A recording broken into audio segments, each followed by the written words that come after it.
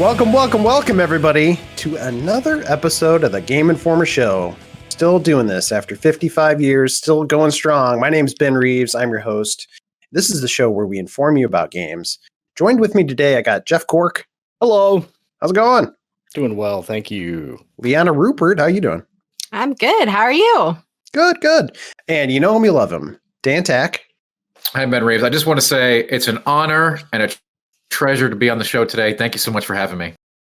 You're welcome. Always glad to have you. And last but not least, Alex Van Aken. How's it going? Man, I'm so happy to have spent 6 months here. It's been just the dream, you know? No, wrong Alex again. What? Dang it. Alex Sadnick. How you doing? I'm good. You'll get it right one of these days. One of these days. I'm also curious. You guys look so similar. Yeah. How am I supposed to tell you apart? You need to wear name tags on your forehead. Perfect. Yes. We'll just get it tattooed. That way we don't have to worry about it coming undone. That'd be great. Mm-hmm.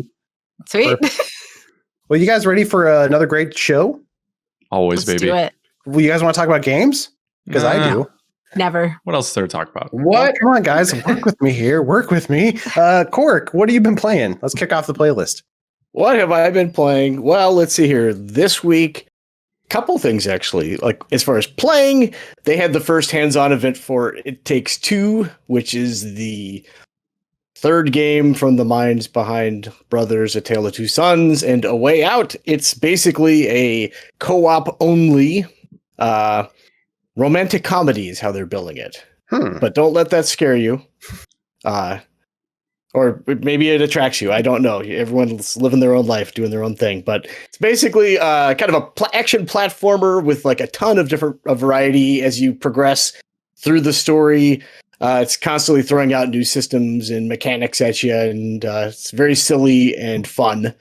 Yeah, so they're calling this a romantic comedy. I'm trying to think of other games that have been it's a love story, like Final Fantasy X. I remember that was a big part of their marketing. 10% of the Uncharted series, I would say, is a romantic comedy. Florence from Annapurna. Oh, see, that actually kind of works. Do you feel like it holds up to the that definition, Cork? Well, I will say the conceit of it is at the beginning of the game, you have May and Cody, a married couple, and they're in the process of terminating their marriage. And I only played romantic. It's very romantic. Sweet. It's on a spectrum. But I only played the first 3 hours of it, and at that point they did not reconcile their marriage because their daughter, not a fan of the impending divorce, so she cried on these little dolls, and it transformed the adults into these little dolls. So they did not fall back in love, is I guess the short answer. As dolls? As dolls. No, they're trying to get back to their fleshy forms. I thought that was the secret to sparking a marriage, life back into a marriage. Turn into dolls? Doll play? No? Doll play. Some light doll play. Okay. Game Informer. Well, this is hours.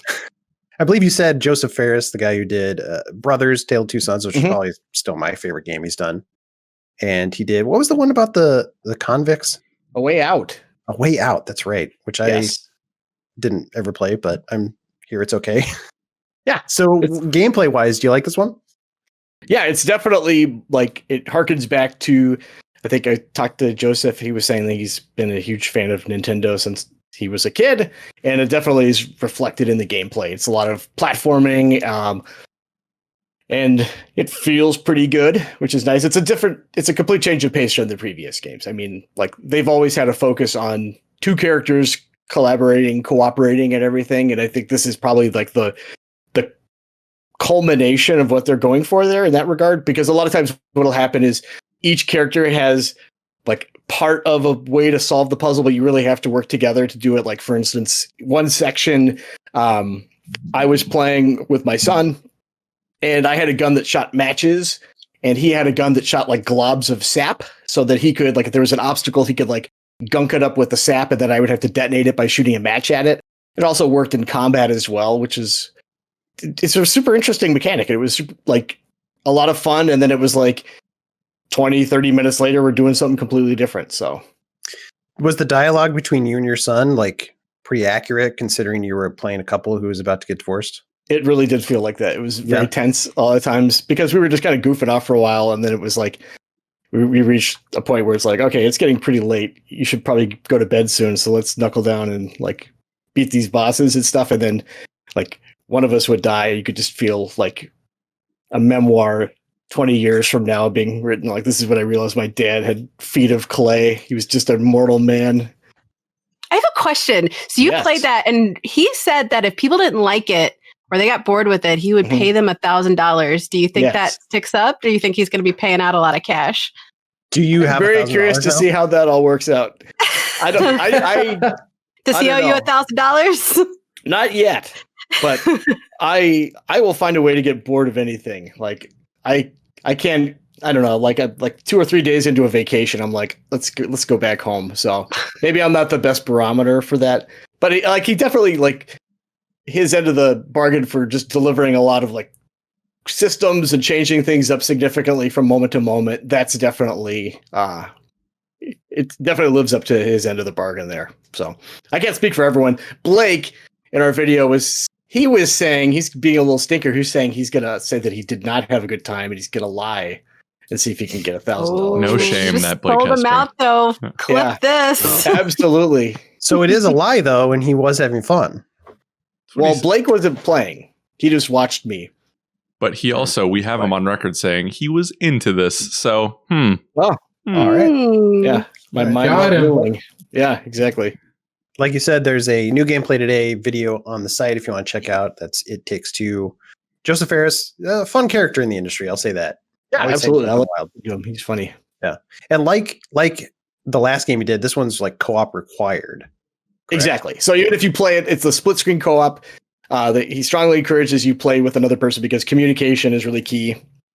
Because you're trying to figure out what each person is capable of doing at any given moment, and then how it relates to a puzzle at hand or whatever. If you play it online with another person, you're still looking at split screen, so it doesn't like magically give you full screen. It's designed to be played with another person right there. So Cool.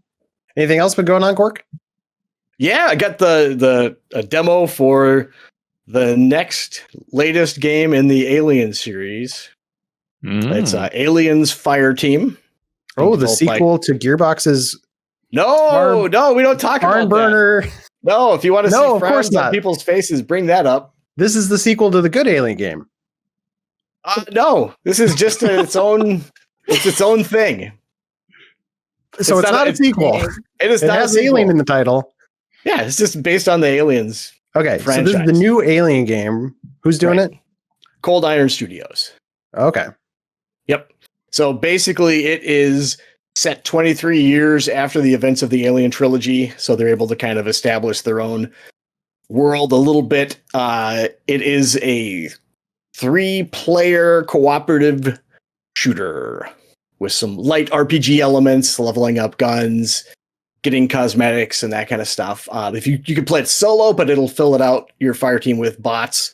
So it's always 3 players, whether or not they're 3 humans or whatever. Got 5 different classes you can choose from. So if you're like a technician, you can throw turrets, just like the movie, and they will automatically target xenomorphs and shoot them real good. And then when they get shot real good, they explode and clouds of that yucky blood that'll eat you up. So you gotta Ew, be careful. gross. That's like my blood. Yeah. But you didn't get to play it, sounds like. Nope. I got to watch a live demo being streamed, and it looks like a really just fun shooter. It doesn't look like it's doing like crazy stuff. It's not like you're like you shoot an alien, then you carve it up in the field and make a suit of xenomorph armor or anything like that. It is just like, hey, you remember Aliens and like the banter that you had with all the different characters, and they're shooting a bunch of these things and they're running around and setting up traps and that kind of thing. Yeah, seems like that. Now, Cool. now I just want like Red Dead Redemption set in the Alien universe, having like alien armor. That would be, I would be all over that. Yeah. Wear an alien hat. That'd be cool. Did they say when it's coming out? Summer. It's coming out summertime. Yeah. very close. Cool. Yeah. All right, Leanna, I'm here. I'm actively listening.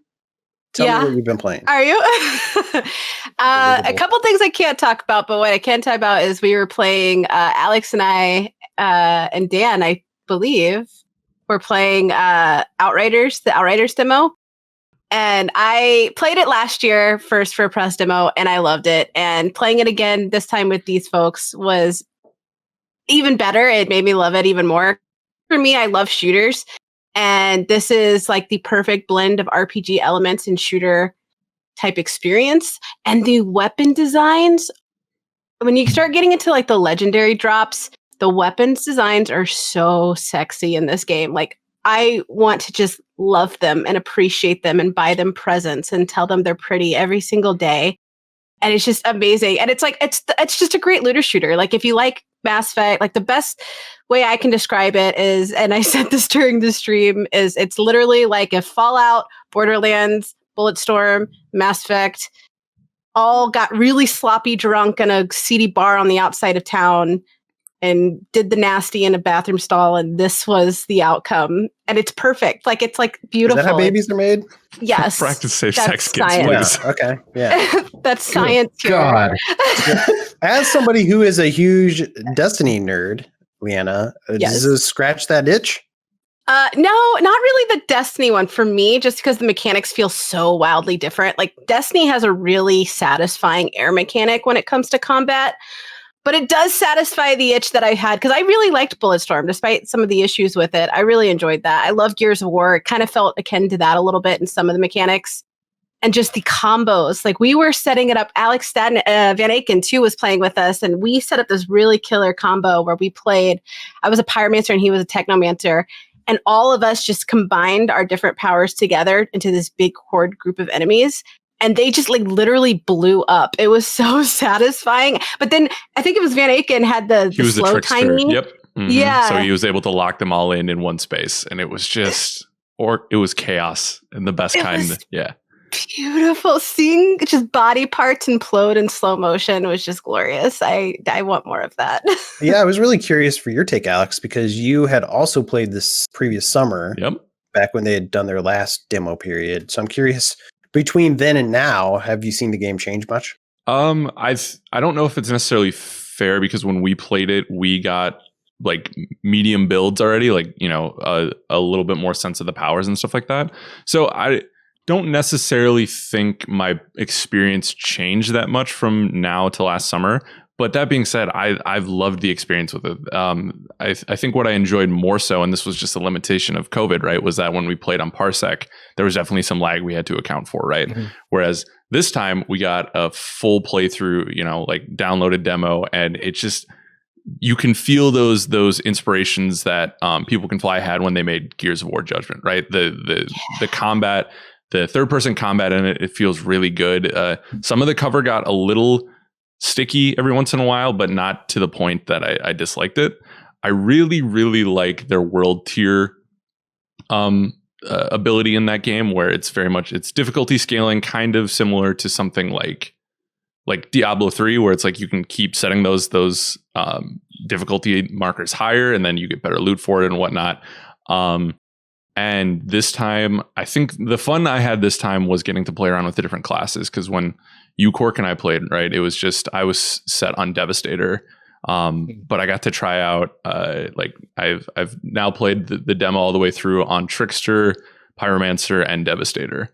I haven't tried Technomancer yet, but those are definitely, I would say my power ranking so far is Trickster at number one with the slow motion abilities, and the teleporting is so good. It is so satisfying, especially getting like a nice shotgun.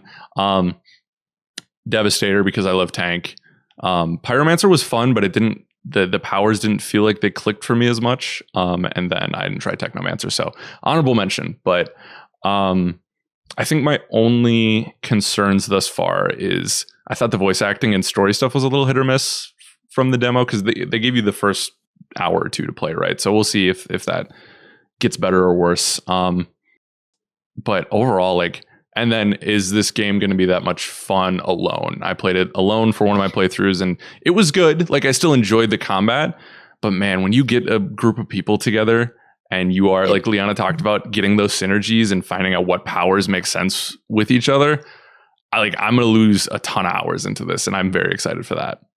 I feel like that was something with Anthem too. Like it's almost a completely different game when you play with people. Like it's not necessarily one's bad. It's very different. So if you don't vibe with it at all, you're really not going to like the solo play, because the solo play just kind of feels a little bit directionless.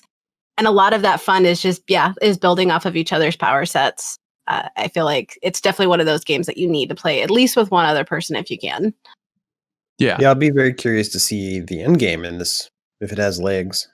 For sure. Which was Anthem's problem, so going back to that point. Yeah. And they've talked about too how they really want to make this feel like there is a story, there is a beginning and end, and they want to make you feel like you got an experience without it being just a games as service. Not that that's a bad thing, but I know that's a lot of, like, that's what I have a problem with games. It feels like they're never ending and I don't have an end point, and then I just kind of burn out. But it sounds like they're really trying to reel in that crowd that loves shooters, right? But it's not like logging on to Destiny every day.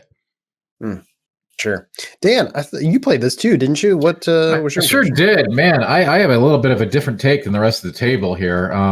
This is to me, this seems like a game that is going to be measured by its success based on what else is adjacent to it in the space when it releases. I think that's going to have a big impact on how this is received.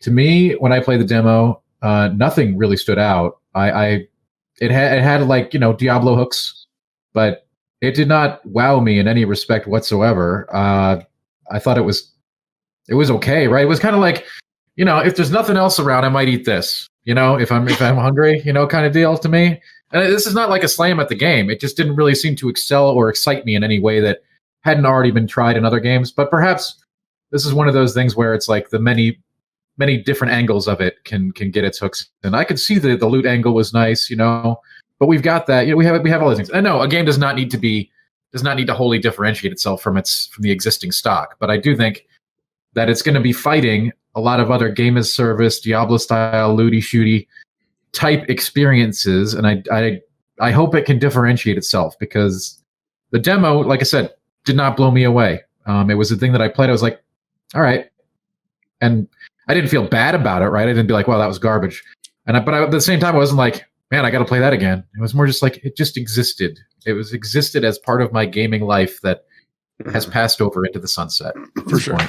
Yeah, I think Avengers is kind of an interesting case study there of a game. Like, if any game could have succeeded on brand alone, it should have been that. But since that game, it doesn't feel like it took off long term. I think because of, the systems and the content was kind of lacking long term. That really shows, like, you really got to have a game plan, and you got to have like a lot of content for people to continue to chew through in the long term. So hopefully they got that. For sure. I feel like that's an inherent problem with so many games of service existing concurrently, because they cannot all survive. That's just how it is. You can have a bunch of single player games survive at the same time, right? Because everyone they play them, they're done, they're good. But a game of service needs those bodies, and they're going to pick which is the body they enjoy, and then the other one's getting left by the wayside, regardless of whether it has crippling problems or not. Some of them are going to survive and thrive, and others are just going to fail because there's not enough space for all those games. For sure. Yeah. I don't know. It's a complicated thing. And again, I'll probably play Outriders when it comes. Again, I just feel very lukewarm about it right now. I'm not hype, and I'm really glad to hear that we have some people on the hype train, because all aboard, right? That's baby. Fun. And I'm not over here trying to derail the train exactly, but I'm over here. No, it's valid. Like it's one of those games. There's some of those games though that are like that. Well, there's games too that like we said, like amazing together, can't stand on its own by itself. I feel like this is going to be that type of game for a lot of people. For me though, I love like Gears of War is like one of my favorite franchises, and it hits, like you asked if it hit that Destiny itch, it doesn't, but it does definitely hit that Gears of War itch for me, especially the earlier games.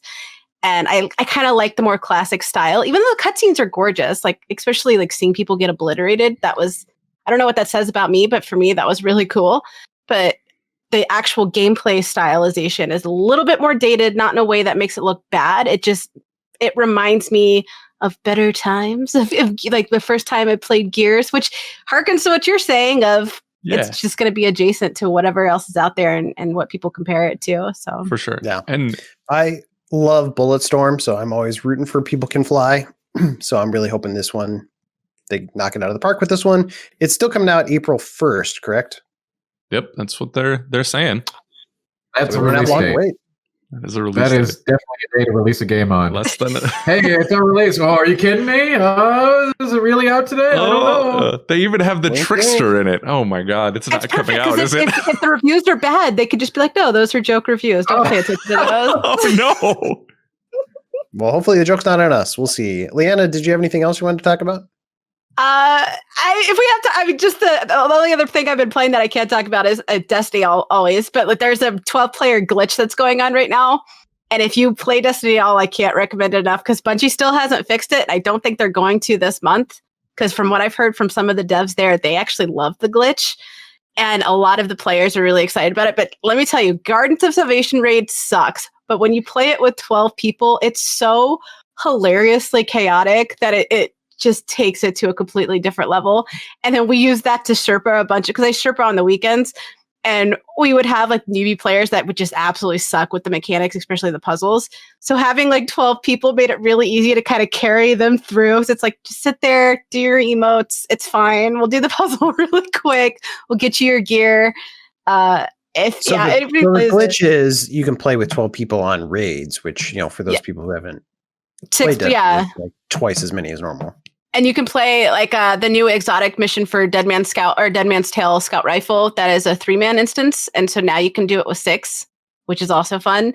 And then we did a prophecy dungeon run with 6 people too, because that's another 3-player instance. And we all did it. We all ran with swords, nothing but swords. And we all ran solar. And it was just so stupid and fun and bad. Like we died so many times, but it was hilarious because we just wanted to see. And it kind of gives you a little bit more freedom to play around with the different aspects that you can't really do, and gave me the freedom to explore. Like I got to see areas I never would have seen before in Garden of Salvation because you one track mind, you're trying to go, but you can't have more than 6 people do a certain of those things.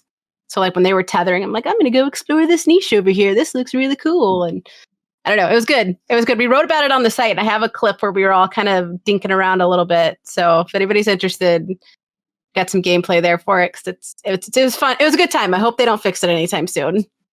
Perfect. Yeah, check it out if you're interested. Alex, Hello. what else have you been playing other than Outriders? I did something I did not think I would do.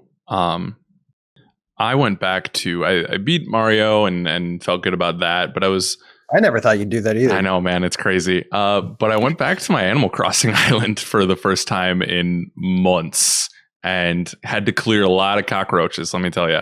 But I went back because they're doing, as part of the Mario 35th anniversary, they're doing a collab with Mario and Animal Crossing, and you can get like Luigi's costume, Mario's costume, Wario's, which I'm still waiting for today, I think, Peach, and then they give you like a lot of the blocks, the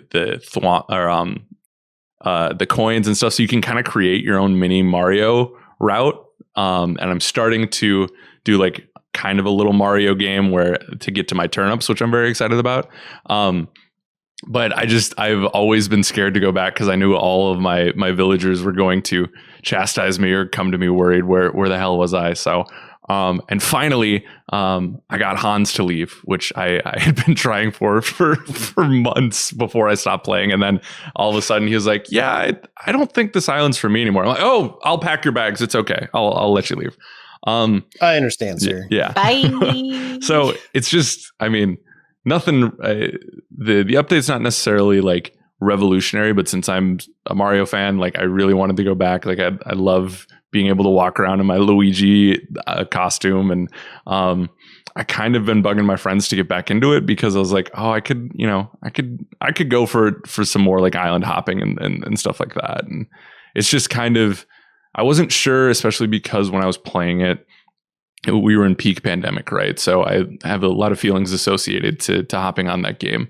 But I think I was able to play it and feel good about the experience, you know what I mean? And not really like think about the dark times as much, which is nice. So yeah. Maybe now's like the perfect time to start Animal Crossing. I feel like I ask that every time. Yeah, I feel like now, ironically, would be the good time to start play my first Animal Crossing game. Yeah, no time like the present, my friend. I'll send you some apples. It'll be great. I mean, I am looking at the release content calendar, and I'm like, ugh, I'm gonna have to. March is find something to late. do. Yeah. Yeah. I guess we can go outside. Do I want to do that? I don't No. know. Yeah. Overrated. Dan Tack, what about you? Hey, what's up, Ben? Nothing, man. I'm just doing a podcast. What about you? Oh yeah, I'm on that too. Nice. Oh, wild. Dumb. And Keen. Dan, what have you been playing? Oh gosh, all kinds of stuff. Where to even begin, Ben? Where to even begin? Uh-huh. Let's start at the review that just went up on the site. Rogue Heroes: Ruins of Tasos. Okay, that's a name. Try saying that 3 times fast. This is a game. What this is a cozy, comfortable little Zelda-like. Okay, that harkens back to the SNES era of Zelda. One of my favorite games of all time, Link to the Past, all that fun stuff. And guess what? You can take up to 3 friends on the adventure with you. In a roguelike Zelda, very, very, very Zelda-inspired adventure. They call it a roguelike. I don't know that I would even go that far. It's just basically you straight up get experience points, which is really great. So if the word roguelike or roguelite scare you, do not be afraid of this game, because you basically just get really strong as you play, and you can crush anything eventually. Sword power, potions, items. You get the shovel, you get the bottle to carry around your heart. Health. There's everything. If it's a Zelda item, chances are it's in this game. Grappling hook, boomerangs, magic wand. You got it. You name it. It's all there. Puzzles, fun stuff, boss rooms, boss keys. That's what it is. But the dungeons are procedurally generated, and you might not beat them on your first try. You might die, and if you do, you go and spend your gems to get more powers. And the multiplayer is actually very, very interesting. This is available on PC and Switch, by the way. Multiplayer is local and online. And if you're playing with other people and you're doing a dungeon, like your friend dies, you can pick up their skull and carry it to like a res point, which will bring them back. And while they're dead, they don't just have to sit around and wait and hope for you to res them. They can like possess traps on the screen to try to kill enemies or other things. They can have fun while and try to help you while they're dead. And some of the puzzles are way easier when you have extra people. Like a puzzle that you might have to do alone by doing like lots of little switch timing and other like cutesy little things. You can, if you've got a friend that like trivializes the whole thing, it's like, oh, just step there, I'll step here, done. Instead of having to like move blocks around and hit buttons at different times. Sure. I typically puzzles can annoy me in games, but in this game, they're very light. Everything about this game, I would say, is light. This is a game that you want to sit down and just enjoy life with. I like that. It's very, to look at it critically, you could call it a lot of the mechanics shallow, but instead I would prefer for this particular game to call it cozy, comfortable, and warm, like a cup of cocoa on a cold winter's night. Sounds like you're very your comparisons are so wholesome. Mine are drunken orgies and bars. I need to adapt your comparison guide a little bit. and giant explosions of organs on top. It's like you're really getting it. It's very metal. Dan, I feel like you're on the podcast every other week talking about some new roguelike type game. Is this one of the ones that I should pay attention to? This one, again, I know people immediately, when I'm having conversations with people, you say roguelite, they immediately tune out. They assume it's XYZ. It's either a Slay the Spire-like or an Isaac-like or just something that they're not interested in. Do not be afraid of this one because of the roguelike designation. It's a straight up Zelda adventure game that's really comfort food gaming. It's very pleasant, very pixelated. That's the best thing I can see. You build up a little town.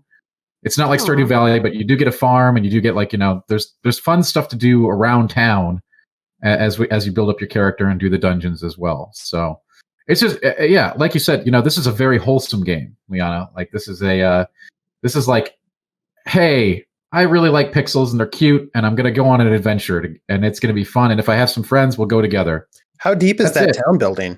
How extensive? Not deep. Nothing about the game. It's a very shallow game in all respects, I think, and that's okay. It's not a game you're going to spend like your whole life on. You're not going to go grind gear. This is you're probably going to play it and get one clear, and then you'll probably be done with it. But you're probably going to really enjoy that experience at a comfort level.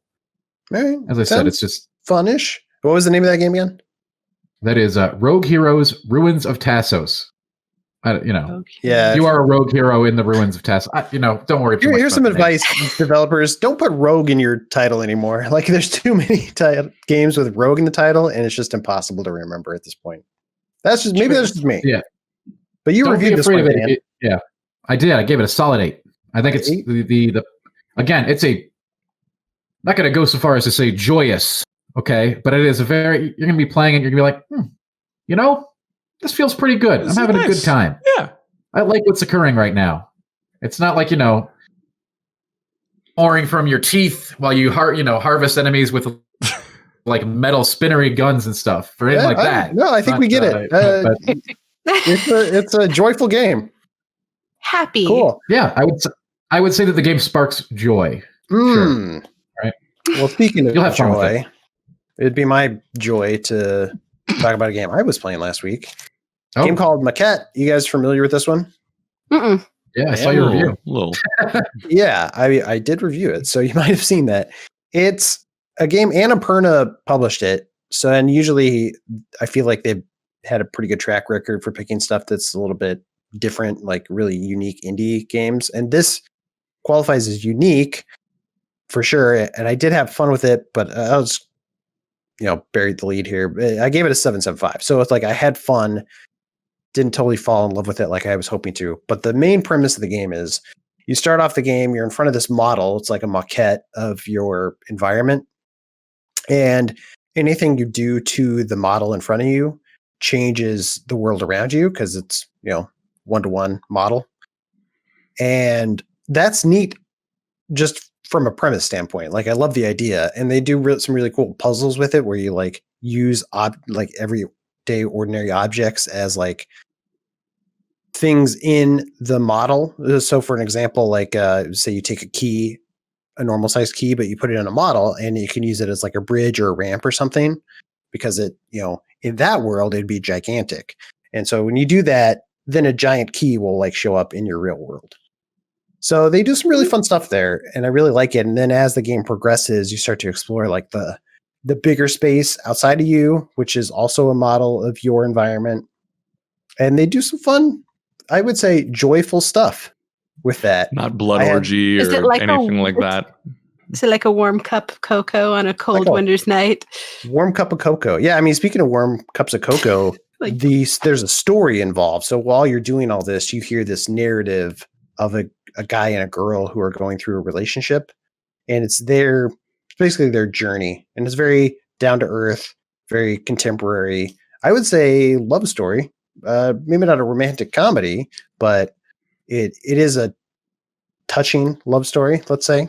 So I enjoyed that aspect of it as well. I think there was just some problems with like the puzzle solving, sometimes a little bit obtuse and kind of hard to wrap your head around, which I generally like in these games, like make me think outside the box and make me solve a puzzle that I have to like be creative with. But it's more of how you have to interact with the environment. Sometimes things that you're supposed to interact with are hard to find. And then the other big problem I had with it is just like, once you start exploring those big spaces, there's a lot of backtracking, a lot of like walking across like wide open swaths. So if you can put up with those quirks, I think there's a really fun game in there worth checking out. How long is it? It's not super long. It was less than 10 hours, maybe even, I don't know, 6 to 8, cool. I want to say. Yeah. So worth checking out. Maquette. The developer is called Graceful Decay. If you're curious. I gave it a 7.75. Reviews on the site, like I said. I like it. Great. Well, that's all I got to say. That's a playlist about that game. No 12-player raids for you this weekend? No 12-player raids. I got a weird itch to play StarCraft II, so I started playing StarCraft II again. I have to. I wonder if that's because BlizzCon was not too long ago, because I literally last weekend I was like, man, I really miss StarCraft. Yeah. Man, Dan, in your expert opinion, do you think we'll ever get another StarCraft? Yeah. You think so? Not an RTS, no. I thought you were going to say not in our lifetime. I thought you were going to say, not in this generation. I think that some of the offshoot studios, a lot of Blizzard talent has gone to other studios that may be producing a product that will fill that StarCraft itch. I don't know have any insider information or anything. Just like, it seems to me that some of those teams that they've assembled at Dreamhaven and or Frost Giant look like good candidates to create a new RTS experience that would be similar to what you're looking for. Sure. I was kind of surprised because that first Wings of Liberty, that came out like almost 10 years ago at this point. Yeah, it was a 3-part release, and it took like a decade basically for the whole game, if you want to count in 3 parts. I mean, it's 3 separate games, sure, but for the whole saga to be complete for StarCraft II, it took forever. Yeah. Anyway, good game. Still love it. Blizzard, please make more. But yeah, that wraps up our playlist. Thanks for listening, everybody. That brings us to the next segment of the show, a little segment we like to call Hey, Things Are Slow, so let's talk about Elden Ring. Excuse me. Rolls right off the tongue. Elden Ring. We're kind of just using this as an excuse to talk about the game, but earlier, was it this week or last week, some trailers leaked? You guys saw this, right? Yeah, it was Monday. Yeah. So not full trailers, but some, as is the case always with these leaks, right? Very very blurry, off-screen, hand cam, and then thrown under a train before the footage was Yeah, I watched them and I was like, who does this benefit? Like, what is the leaker doing? It feels like you're not helping the game out. Maybe you're just doing it for your own clicks or whatever, but I don't know. Especially since they're not even attributed to it. So it's like, it's not even a clout thing of like, give me followers or whatever. It's just, here you go. It looks like crap, but here you go. The videos look bad. Not talking about the game itself. Right. It's just like the way it's shot off of a monitor. Like historically From Software projects do tend to leak. Probably the most famous example is Bloodborne. Project Beast was a big 4chan leak back in the day. There was tons of stuff for that game available way before it was revealed. But so I don't know. There's apparently this video is an older, non-used, perhaps internal partners kind of thing only to showcase the game. And so what everyone's talking about is that the stuff looks very Dark Soulsy. And I say, great. I don't know why people expected this was going to be like some giant, genre shift. Yes, we do know it's open world. Yes, there is horse riding. We did know those things, but it looks very rooted in the in Soulsian concepts, which to me makes complete sense. But I've been seeing reactions online be like, well, it just looks like Dark Souls. Well, I don't know. What did you think it was going to look? We want more Dark Souls. To be fair, hey, after Sekiro and some other stuff, people think that, and maybe Deracine, that they think, From is going to diverge from their dark fantasy. I'm not going to say roots, because obviously From's been around for a very, very long time before they began the great legacy of the Souls games. But they made Armored Core, so it's not like they're incapable of getting outside their comfort zone, right? So like they are definitely. I don't want to beat up on people for expecting a little more than Dark Soulsy stuff. Sure. Well, and while I do think that we will see stuff that is outside that comfort zone, I think that they're always going to be having a dark fantasy for Soulsy title going on at all times. Like that's their bread and butter. Like they're very good at making those games. They're teaming up with George R. R. Martin, the Game of Thrones author. So you would expect, like, isn't that what you want? I mean, he's an author who's known for kind of a, maybe not grimdark necessarily, but sort of a darker, more serious The Red Wedding fantasy setting, right? Yeah, there's definitely some grim stuff in there. Isn't that what you want if they're teaming up with this guy? So I don't know. But any big takeaways from those trailers? Like those of you who watched it, did you like notice anything that you're like, oh, that's cool? So there's some takeaways, just basically confirming things that were said, but it's different to see, right? And even though this footage may be, at this point, it could be very old and very irrelevant to what the final product ends up being. Like that's I would wager that's the case, but we don't know. It confirmed the horseback riding kind of stuff, which we thought, would be part of this open world Dark Soulsy experience. Sort of a lot of mechanics and features look to be very rooted in their Souls concepts, like homing soul missiles and hey, guess what? You're a dude walking around with a torch and armor, going into creepy places and killing big stuff. I mean, that's what we do here. That's welcome to From Software. But honestly, without the fact that it's old and poorly cut and on off screen and all this other jazz that we qualifiers can put on it, I think it looks cool. And yes, it does look kind of Dark Souls 4. Okay, that could have been. It could have been the name instead of Elden Ring, based on this snippet of life, which means nothing. And I hate leaks like this, man, because like now that's going to be the perception shaper as we go into the real reveal, and it's just like it takes all the. It's going to be like a dark cloud hanging over that, but I'm sure that the presentation, once they're ready to show stuff, will be nice. We do have the coverage on the site too, but we chose not to include the trailer because even though as a website we do have to cover things like this, we didn't want to perpetuate that. So we do have a link to the trailer within our coverage and we talk about it, but yeah, we didn't. It's not a good representation of the game. It's a blurry cell phone picture it looks like a cell phone from like 2006, 2007. So it's hard to judge off of that. I do want more magic, though. That's one thing that I really like that Dark Souls does is they make battle mages matter.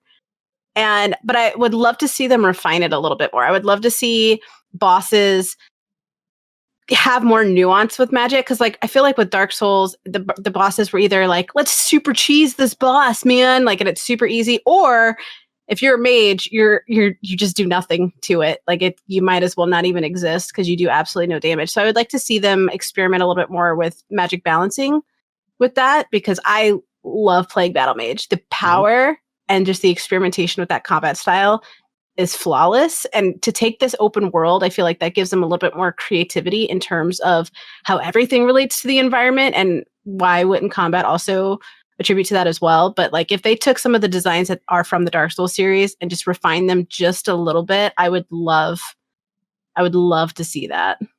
For and sure. we did. Yes, that was going to be my actual question is what do you guys want to see? Like, Dan, do you have a point? Just to that, we did get to see a full-on mage character sort of in the trailer, which was cool. But what do I want to see? I'm completely okay with them. Again, I would love to see other projects come out of that studio. I think they do amazing work. But having a dark fantasy game on deck all the time doesn't hurt me. In fact, I kind of enjoy it. I do enjoy it. You know, people are really thirsty for Souls games right now, and seeing them from is always great. I know this last few years people have been playing other stuff like Hellpoint, you know, Mortal Shell, Neo, you know, whatever they can, Code Vein, whatever they can get their hands on. But the From titles really do stand as the best representative of that genre. And a Dark Souls 4, which includes open world concepts and horses, is just fine with me. Give us more. Okay, give us more. That's great.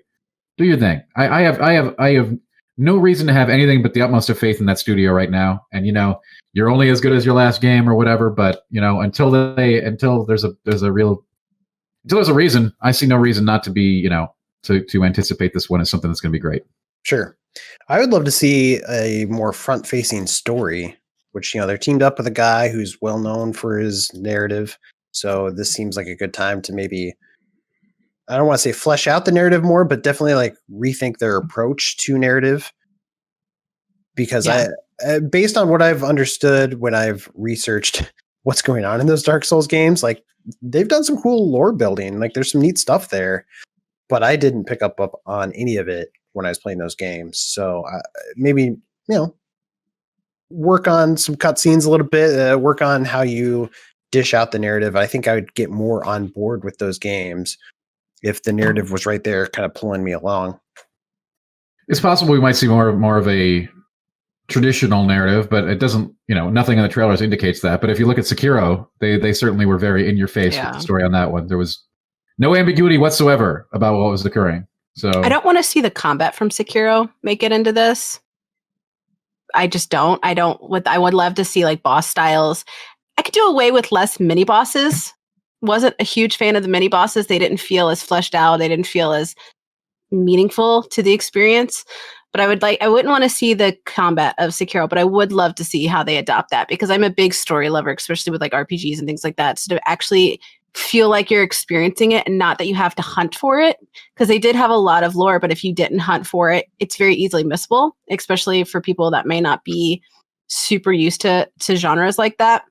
But yeah, I would love to see that. And I think that would also help with replayability because if the story, especially if the story was impacted by your class decisions, like a lot of games do, like playing a mage will impact this certain way, or you'll have different dialogue options if you choose this. And I would like to see some fleshing out there just to help with replayability a little bit, because it's sometimes hard to replay games that are this brutal.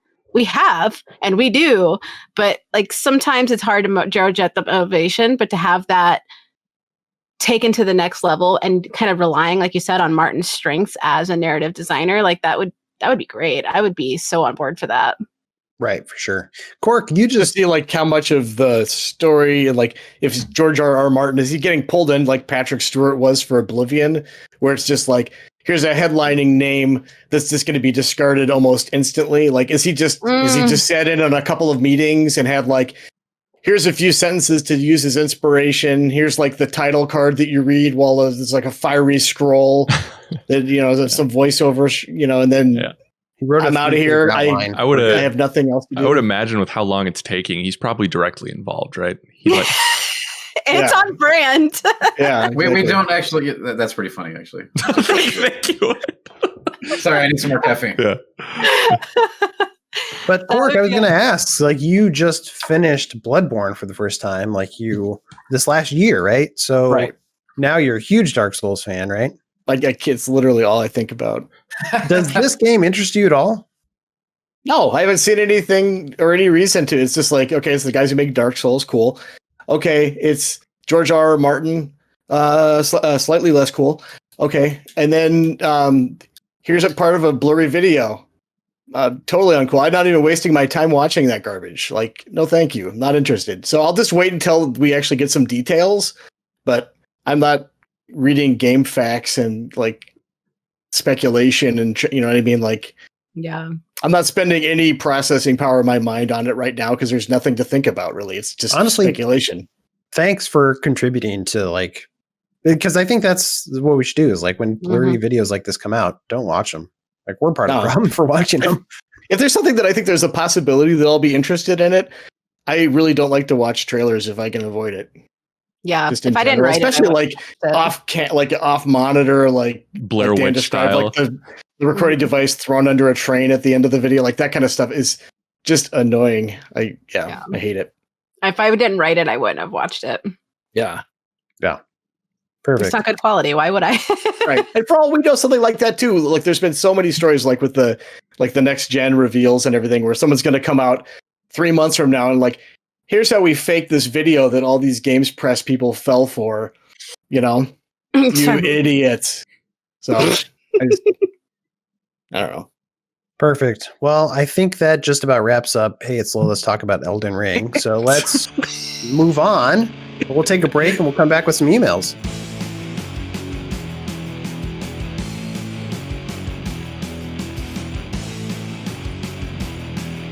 Welcome back, everybody, to the Game Informer Show. We are here to do some emails, answer the emails that you send us at podcast@gameinformer.com. You can send us whatever you want. Any question, any game. We love games. Send us character rankings, send us required reading lists. Whatever you want, podcast@gameinformer.com.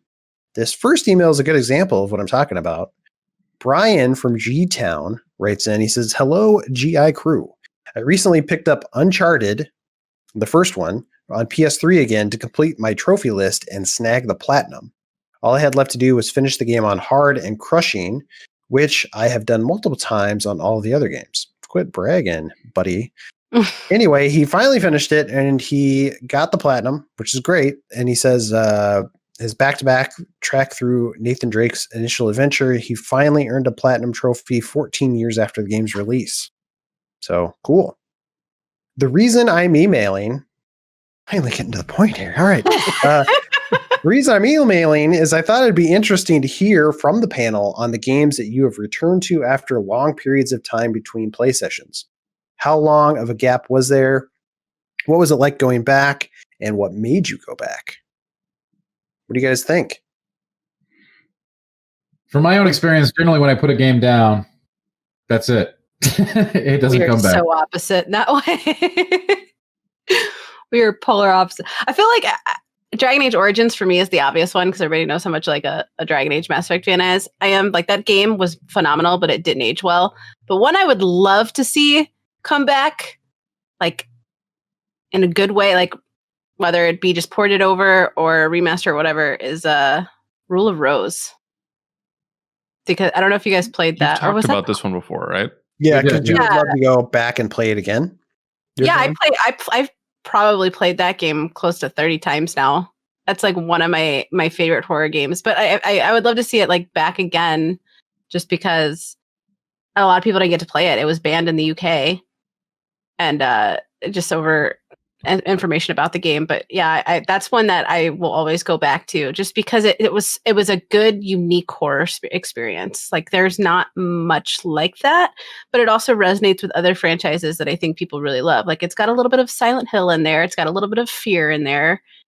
But it also stands on its own without being reliant upon those like stereotypical tropes. Plus, it's all about kids, and kids are terrifying in their own right. Facts. And so, right? Like, I don't know. This I feel like this game is a good like birth control ad. Like, if you're not wanting to get pregnant and you're needing to convince somebody else you don't want to get pregnant, just have them play this game. They'll be like, "Yes, kids, don't do it." I agree with you. I support your decision. Can I give you? I never thought I'd hear that about a game. That's.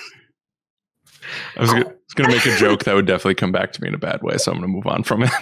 I saved you, Alex. Thank you. I appreciate that. Yeah, those are interesting thoughts. I kind of took the question as like, what game did you maybe stop playing and then pick up a year later and keep playing that same playthrough even?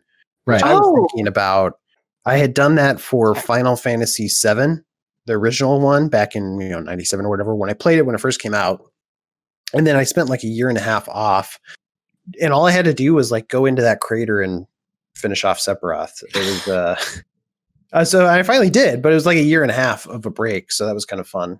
And yeah, I'm trying to think of, I'm kind of doing that, not to the same extent, with Yakuza Like a Dragon, where I played through chapter 3, stopped for like a month, came back. I played through like, I'm at chapter 12 now, where it gets really hard, and I haven't touched it in a couple weeks. So I'm planning on going back. I swear, I'm going to finish that one. Yeah. I think I took like a year and a half off from Alien Isolation, and I had a similar experience with you, Reeves, where it was just like, oh, that's all I had left. It was like an hour and a half away from the ending. And I don't remember why I stopped playing, but I remember just thinking like, I don't have time to finish this right now. This seems like it's going to go on forever. And it's like, no, I was so wrong. I was just right there. Yeah. Yep. Witcher 3 for me. I was playing that in college, and finals and stuff kept coming up, and I think it was weird. I would take like probably like 2 or 3 month breaks, like binge it for 20 hours and then put it down for like 3 or 4 months again. It took me over a year to beat that game. And I think I just kept going back to it because my buddies just kept going like, "Oh, you haven't beat Witcher yet? Like, what are you doing?" And I'm like, yeah, fair. So that game is huge, man. Yeah. I don't blame you. Yeah. And currently, there's a trend here. My current one is Cyberpunk, because I put that down in December and have not gone back. I will one day, but I'm sure in a year when we're having this conversation, maybe that will be my answer. I will say Bound by Flame was one of those. I loved Bound by Flame. It's a really good RPG if anybody hasn't played it. Bound by Flame, but it was very tech heavy, like text heavy, very text heavy. And I just kind of got burnt out a little bit on it. And then I went back to it like a year and a half later, and beautiful. I absolutely love it. That's another game that's got really good replayability too, if you're interested. There's romance. I liked that game. I reviewed it, but I don't remember the text heavy part. I just like to hit things. It was fun, very, very fun hitting things. I don't know, just the dialogue options felt really long. Like it felt unnecessarily long. Like just say what you got to say and move on. It's probably advice I should take myself, but whatever. Speaking of moving on, next email, Ben. Hey, that's me. Well done. Ben from the Outer Wilds writes in, what is one game that you guys would like to see in an arcade cabinet? This game must not have already been in an arcade cabinet of its own, and it must be specifically for this game alone, so not like an all-in-one machine, if that makes sense. Mine would be Super Crate Box. It is my favorite arcade game, and I think its single frame level design would work well in cabinet form. What do you guys think? I thought of this. I immediately thought of Geometry Wars. I don't think that's ever, and I really wanted to spite Cork, is why I thought of it. That was my answer. I don't think it's ever been in an arcade cabinet. But Cork, why do you like that game so much? Because it's like Robotron, which is one of the best arcade games of all time. Yeah. It's that easy. I'd like to see Coffee Crisis. Coffee Crisis is a Neo like rogue brawler, but it's like there's metal music and lasers, and it's just really weird. I think that would do really well at an arcade cabinet.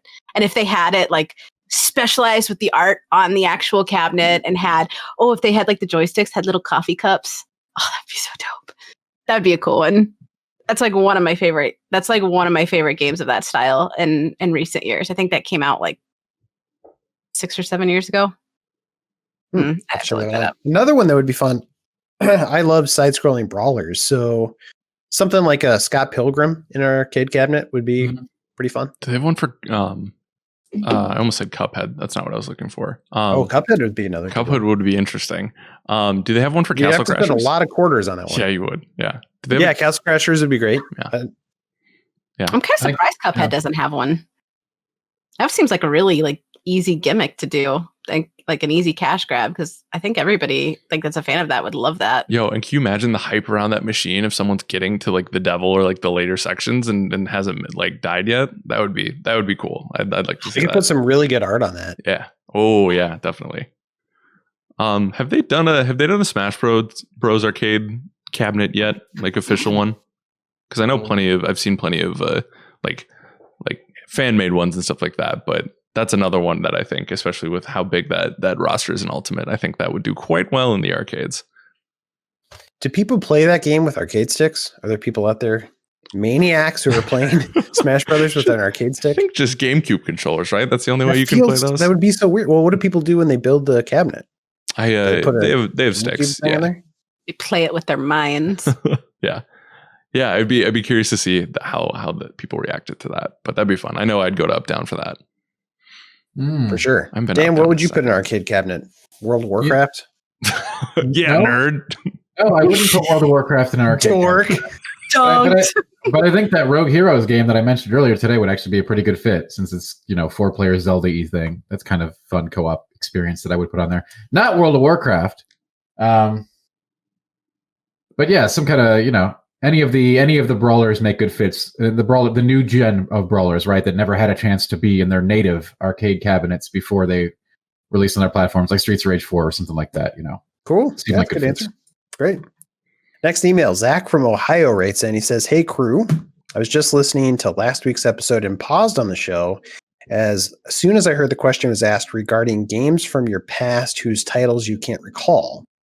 We talked about this last week, as he said, and it was a fun discussion. Zach says, I immediately Googled the Genesis robot game where you rip off the enemy's arms and put them on yourself. Finding out pretty easily that it was called Cyborg Justice. Imagine my surprise when I pushed play on the podcast and not 5 minutes later, I heard the very same game brought up. So like he hadn't heard us talk about it yet, but then we brought up that game, which Cork, I love that game. And I couldn't remember what it was called last week, but I remember just ripping arms off dudes and like throwing them on. Like made a really satisfying cartoon pock sound when you pulled the arms off also. I feel like that's a cool mechanic that they just don't do anymore. You should be able to rip things off of enemies and put them on yourself. Yeah, absolutely. That could totally still work. I don't know why people aren't making that game. Every time I'm not doing that, I'm being disappointed in video games from now on. Yeah, you can't do that with your kids. No. Zach continues. He says, considering I've never heard of this game mentioned before or since, I thought it was pretty wild coincidence that I just had to share. So thanks for sharing, Zach.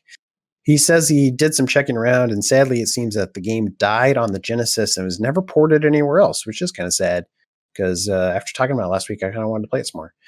Zach says he would drop $5 or $10 for a Switch port in a heartbeat. So that leads me to my question. Do you guys have any games that you would love to see ported, but they remain stranded on older hardware? Yeah, I know one. I answered this earlier. I'd like to see Bloodborne ported from its older hardware so we can play it in 60. Thank you. That's it. I'm good. Is it really like if you download it is stranded right now, and we have all the rest of the Souls experiences available in high quality form. So it's time for Bloodborne. Play it on PS5 though, right? You can, but it hasn't been like optimized. Renovated. Yeah. The load times have to be better at the very least. Sure. That That's probably, I haven't tried it on PS5, but sure, that's probably true. Activision back in the day has a whole swath of like licensed games that from like the GameCube era that I really would like to play again on Switch, like Ultimate Spider-Man, Hulk, Ultimate Destruction, a lot of Ultimate going on. The Return of the King licensed game was unreal. Leo Vader did a really good look at that on his channel, or maybe from Inmax. But and then I really liked, I don't know if I would anymore, but I really liked Lord of the Rings Third Age. Like, and those are all locked on those systems because I'm assuming Activision lost the license on all that. So, but like, I don't need crazy graphical ports or anything like that. Just like, especially with like Ultimate Spider-Man, like just bring that onto Switch. Let me cruise around in those comic panels and let me be Venom, like eating up kids and balloons flying away and stuff like that. Like that game was so good. And Ultimate Destruction 2 was just like one of the perfect superhero power fantasies. So give me all of those, baby. It's podcast today. I kind of dig it. I'm kind of feeding off that energy that you're bringing. So I like it. Yeah. I would love to see Rule of Rose, which I already explained before. But you know what? One that I would really like to see that I'm going to probably get a lot of crap for in the comments is I don't know if you guys ever played it. It was on PlayStation 2. I'm a huge anime dweeb, but there was a role-playing game called Inuyasha the Cursed Mask. And it was so bad, it was good. Like, the art style was just weird. Like, they were chibi characters, but their heads were like humongous and they just kind of walked like this.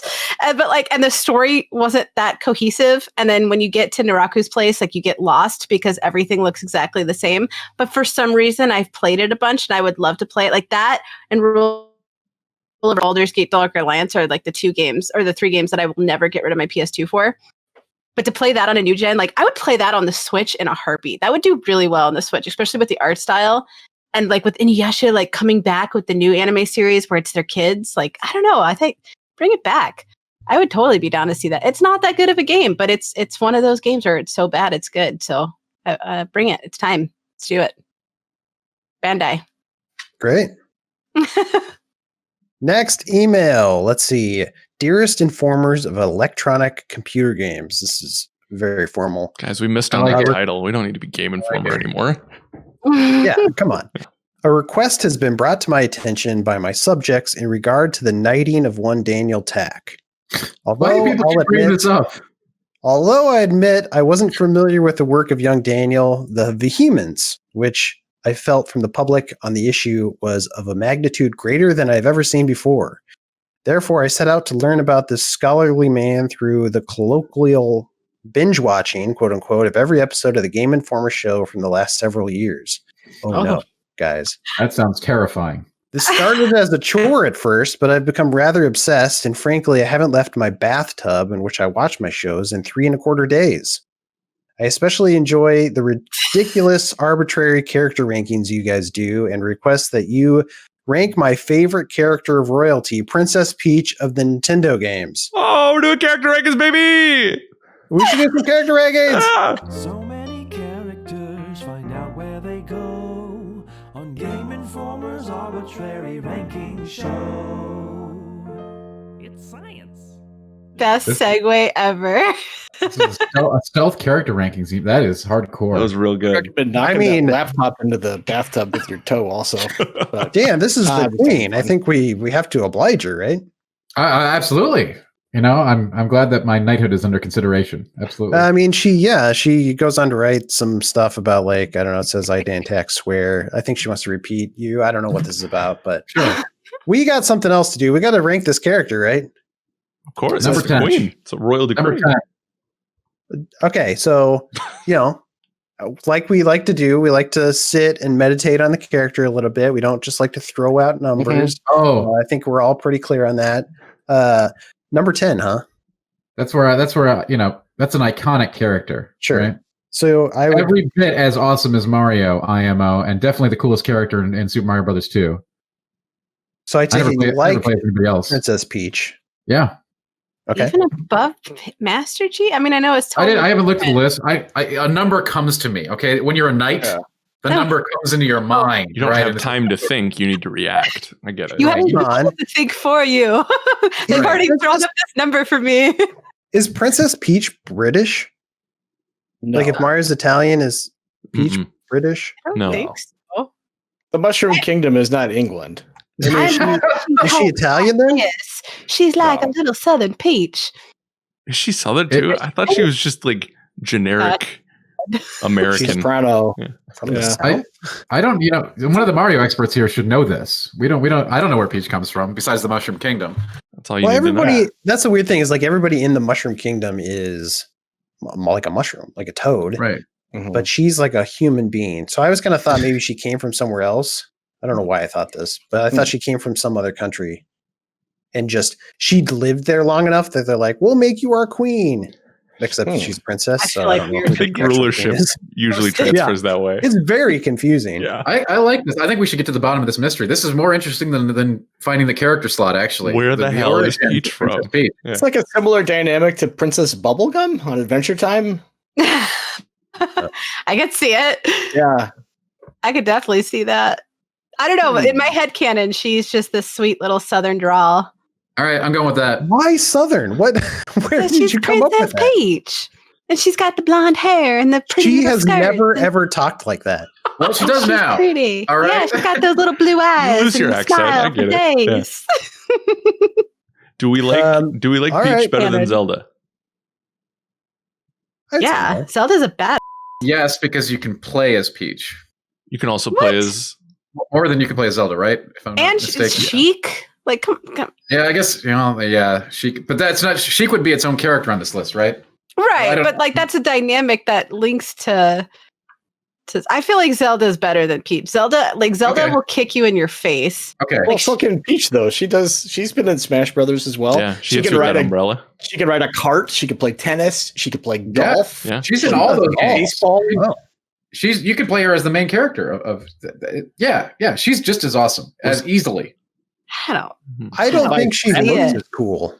Not that looks are everything, but I think Zelda has a cooler look generally.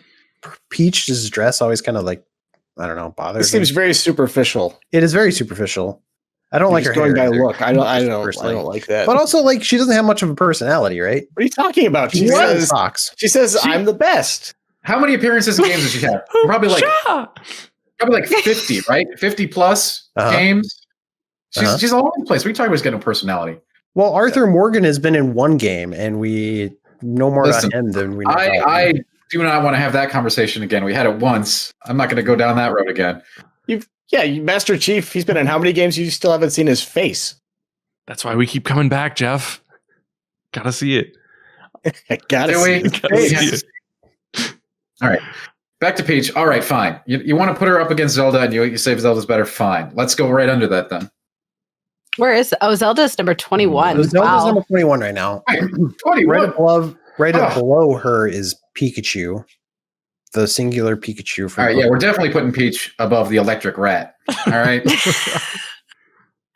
And Yeah, that would I also don't put her know. above Chibi Robo Gasp. Yeah, that's fine. Oh. and Scorpio so- from Mortal Kombat. Yeah, whatever. That's fine, I guess. But I don't know. I would say below Pikachu even Interesting. Pikachu more because iconic. Pikachu is more iconic. I think cuter. I want to Much cuter. pet that little Pikachu guy. has one voice line. I mean, how often does Peach talk? I don't think she talks as A lot. much as you were saying she does. Oh, she's got more than Pika. I'll tell you that. He sets up the whole adventure in Mario 64 with that fantastic voiceover describing the party, and then she The says cake Peach. she made. Yeah. You know what? There's a lot of Princess Peach haters in this group. That's what I have to say. Not And hating. I getting railroaded below the rat, and I'm just not. I'm not appreciative of that. But hey, How if you many gotta times do has that, Peach you gotta do been abducted versus Pika? Like Hmm. Pika seems more responsible, Pika gets more abducted responsible every romance. time Ash throws the ball at him, he's abducted until Ash. Oh my wants to God. out. I don't know why we're like victim blaming here. Like the fact that Bowser has a problem. Let's talk about him. I think Let's her put it and on her. Bowser are secretly like I feel like they're having Okay, an here you affair go. and they don't want to admit it. And Mario is just too oblivious to notice it, so he keeps rescuing her. And she's like, oh, "Okay, we gotta fake it again. Oh no, save me!" As she's like putting her pants back on. That's a take. What is going on here today? Remember when Princess They Peach, put someone in the water. yeah, left Mario and Bowser at the altar? Yeah, she's a two-timing hussy. Wow. Wow. Well, I don't know where I you're have this making that whole logical headcanon jump now. here. So does I'm that just that saying could add an that- element of personality to That's this, right? cold-hearted. Break her up. But do you like that?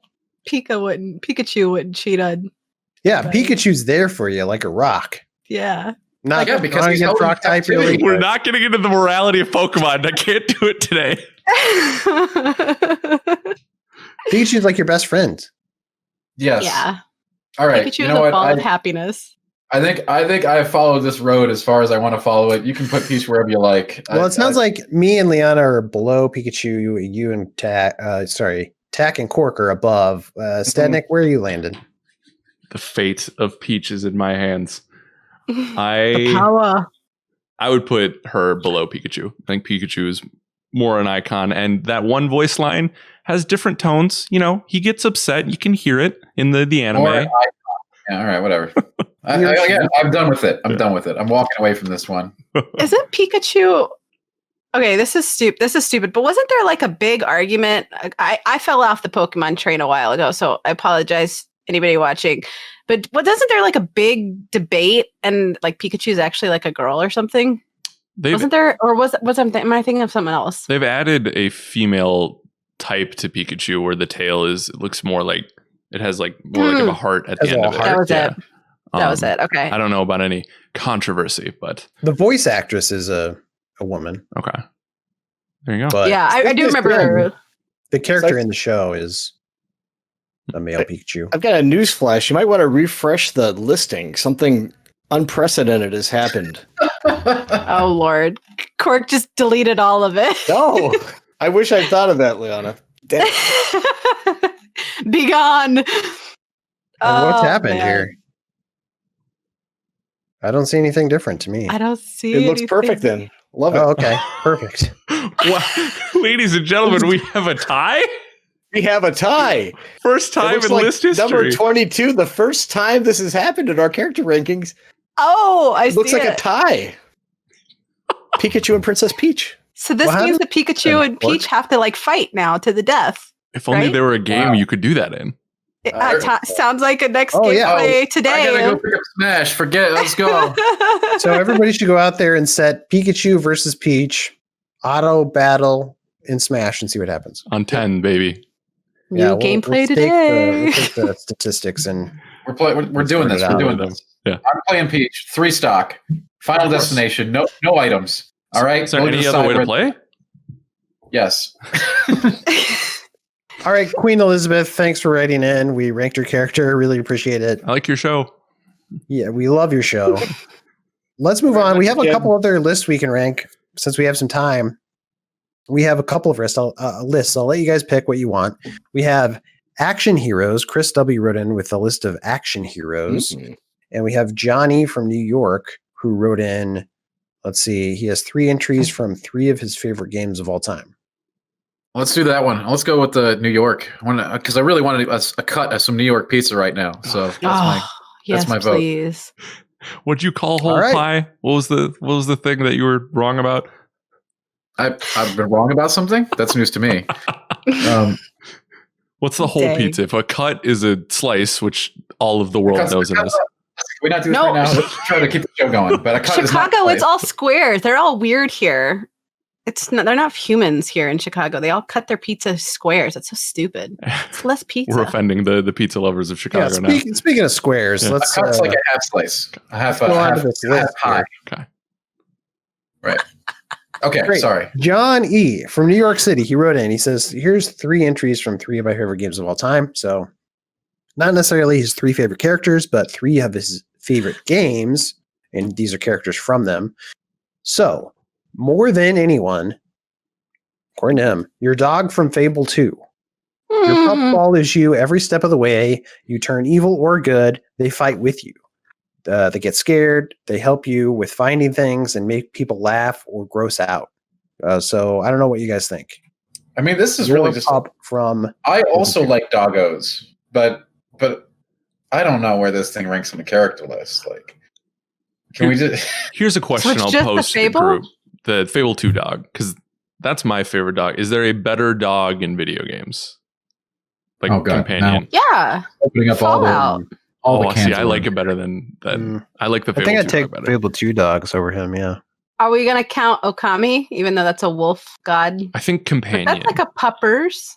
I was thinking more companion, but if we want to throw them on, we can. That's fair. Yeah. So many That's goodest fair. boys. There was what was that one game? I reviewed it. It was like my first review here. It's literally a game that your job is just to pet and train dogs, and you rescue them from like, oh crap, I can't think of what it's called. It was for the Switch. That sounds great. No, I don't know what that is. but it sounds great. Nintendogs. it's Yeah. literally like you go to different shelters and you can recruit dogs and you save them and then you nurture them and then you go across Alaska dog sledding and you pet them and you can love them and sit around a fire. Oh, I can't think of what it This game was. sounds great. Is it called Doggo Doggo Doggo? It should be. It should be called that. Oh, I can't think of what it was called. Oh no. Anyway, Pupper TBD, Paradise, fam. yeah. Okay. Well, speaking of dogs, we just put Princess Peach on the list. Okay. So number 23. You did not. Shots fired. Wow. All right. I'm here for it. If you want to go further down, we do have Fox McCloud, who's a fox, and Conquer. Do you want to go down that low? I think they're better. That dog's better than Fox and Conquer. Unpopular Random opinion, dog, Conquer unnamed dog from sucks. Fable 2 is better than Fox Wow. McCloud. I mean, all right. You know what? I am clearly out of sync. There is such a That's loyalty to that pup. That Fox is a loose cannon, man. He doesn't care about no one. Sure. I mean, I like puppers and all that stuff, but wow. All right. Hey, cool. Go with it. I could be That also outvoted. puts. I just like a universe where a puppy outranks Kerrigan, Queen of Blades. That's a world. It is a world. It may be a world we're living in. I just don't know about it. Like that's Sure. How much further above Conquer do you guys want to go? Because right above Conquer, we have Crash, the Mimir. Does it go above Spyro? No, I'd be okay under Mimir. Yeah, That would put your dog from Fable 2 above Crash Bandicoot. You guys feel comfortable with that? I love it. Let's let the world burn. Let's do it. I think it's really good. Chaos. Okay. Wild card. Locked in. The new number, what is it? 37, I think. Your dog from Fable 2. 36, yeah. Next that's- character. You guys ready? Mm-hmm. Andrew Ryan. So you guys have Fontaine on the list, but he's kind of one-dimensional compared to Andrew Ryan. I know what his ambitions are, his ideology. That character is amazing. okay. I have no feelings on that character. No. How do you spell the sound that it makes when you flush a toilet? Because we should type that on the list. I feel like the fact that none of us really have thoughts about that character is pretty telling. I think 2021. Well, Really? he's pivotal. He's a pivotal part of the game, right? I'm not going to get into any of the ideology or anything, but his world he does tie into the world shaping of the entire game, right? With narrative as a speaker and as a character. Yeah. So I think he's pretty important. But what do I know? Let's put him under the dog. Oh, Does anybody like Andrew Ryan? It feels like you're all kind of like, eh. But I mean, like in terms of character, like he's an interesting character. I'll say that. He led. not a bad character. I just don't care about him. Like it's not like if he doesn't exist, it would bother me. Mm-hmm. He was just. Side note, sorry, I didn't mean to gasp. I saw a scrunchie and I thought it was a chicken nugget and I got really excited, but it's not. We've all been there, Liana. It's okay. Wait. There was just the possibility of a random chicken nugget hanging on your desk. I got really excited. I'm very hungry, you guys. Okay. Sorry. I feel like he is the figurehead, right? It's hard to put character behind that because, like Dan said, everything in Rapture is because of him. And I feel like the character of Rapture is better than him. You know what I mean? Like, Yeah. But he's so entangled in all those iconic moments too. So it's like, how do you value that against him as a character? You put him right after Tom Johnson, the hot dog salesman from Shenmue. Perfect. That's how you quantify that. I was literally gonna say, like, I don't know, like I feel like he's kind of like equal to that of Cave Johnson in terms of being there but not being there. And Mhm. Cave Johnson like kicks his butt. Cave Yeah. Johnson was hilarious. Okay, I mean, sure. I, as a big Bioshock fan, he's like a huge part of that game. But I have lost every battle thus far today, so I'm ready to lose another one. Where would you, in the spirit of Right. gaining some momentum, Tack, where would you put him? Let's see. Can he beat Unnamed Dog? Can he, that's the question here. Let's see. I put him at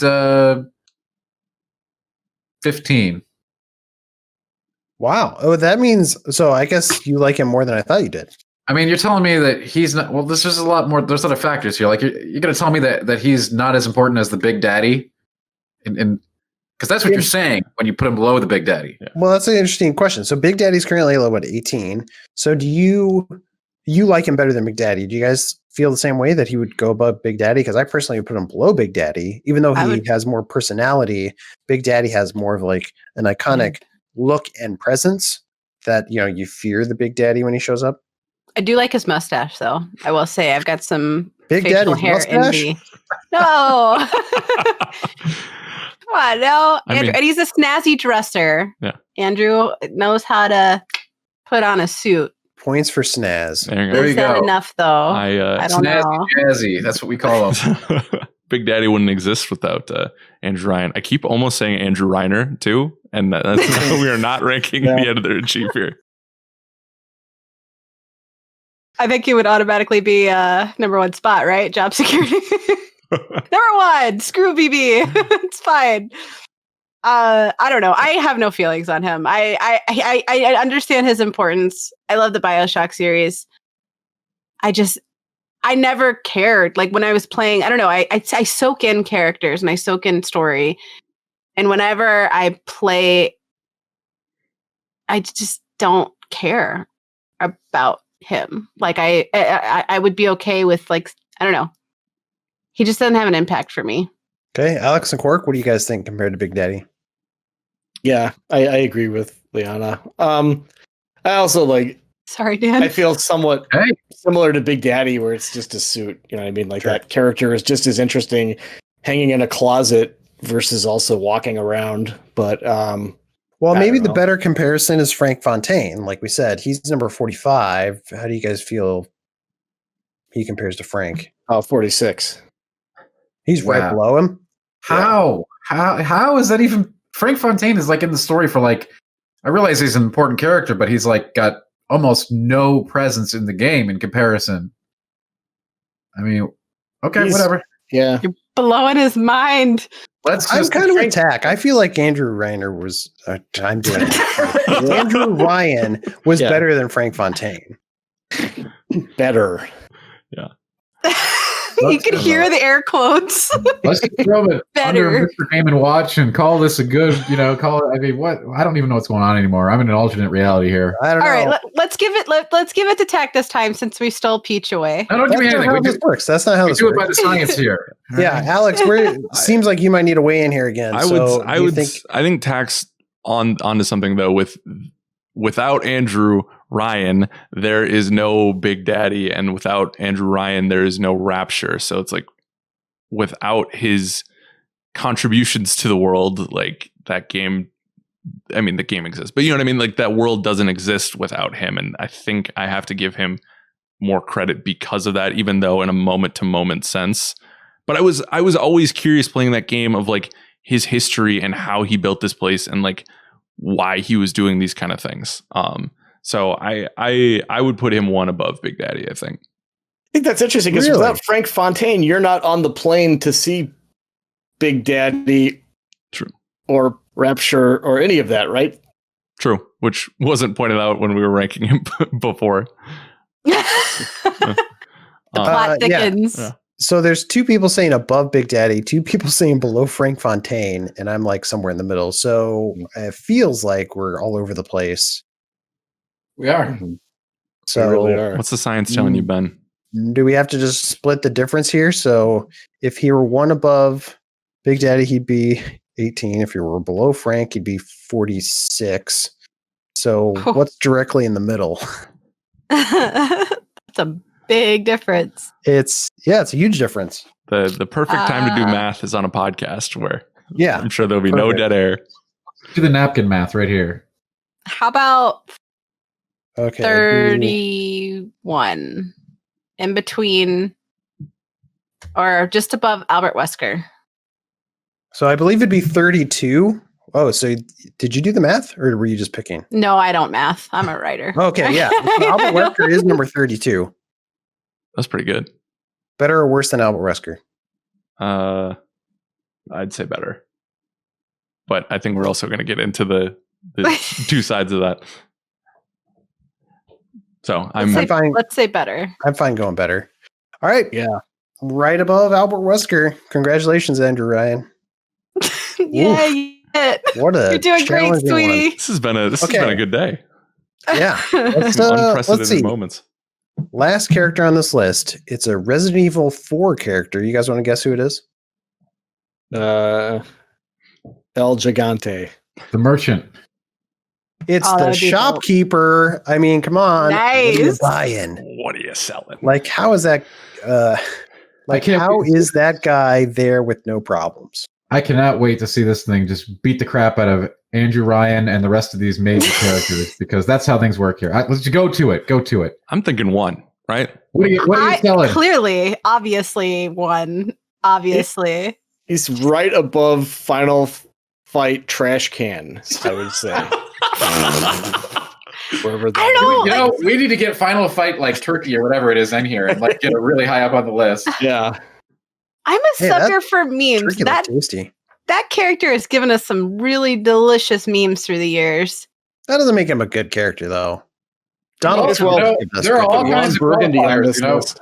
We use all kinds of justifications and nonsense for anything. So hey, Hey, the guy has like a good voice. I'll give him that, right? He's got an interesting look. He's Do very the vine. eclectic. Yeah. He says, "What are you buying?" in a way I enjoy. Why don't you just put him on this number give you 69, shivers? put him on that slot, just get it out of your system. Would that make you happy, you sickos? You sickos. You absolute sickos. Oh, works for me. You guys are I'm here for the chaos. really we've had into no this shortage of today. that. What are we, Gamer Reeves? moves. Yeah. What are we? Are you guys really into this?